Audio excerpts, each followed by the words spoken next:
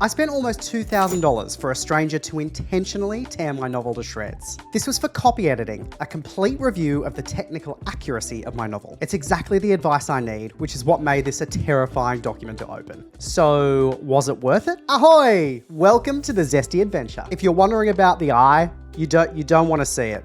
No one wants to see it. I'm covering it up. This is episode 2 of the publishing journey of my debut sci-fi novel, releasing this December. I opened the copy edits on camera for the first time. Here's what happened.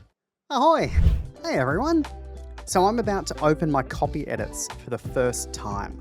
I'm slightly nervous, only because my copy editor said, don't panic. I'm opening this for the first time, and what you're about to see are my genuine reactions to me reading the content.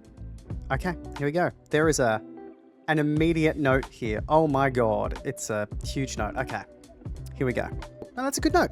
That's a good note. So the first note from my copy editor was that I was using mostly British spelling, which tracks. But then a couple of times when I didn't use British spelling, which I absolutely do occasionally, they've reverted it back to the British spelling for everything, which is, oh, wow, chef kiss. Okay, so here's what I've done here. I won't tell you, I have a location in my script. A lot of my locations in my story utilize numberings at the end of a name. So it'll be like Zesty 1, as an example, will be the location. And what I've done here is I've used Zesty 1, I'm just using the word Zesty here, but I've used the term Zesty 1 4 times with Roman numerals 1. And I've used Zesty 1 4 times with an actual number 1. And my copy editor's like, I don't know which one you want to use. Oh God, that's funny. And they've actually, do you know what's amazing here? They've actually corrected it to my preference as well. I don't know how they knew that I wanted that, but that's exactly the one that I wanted. So yes, thank you. Okay. So I've gotten to the end of chapter 1, and here are my immediate thoughts.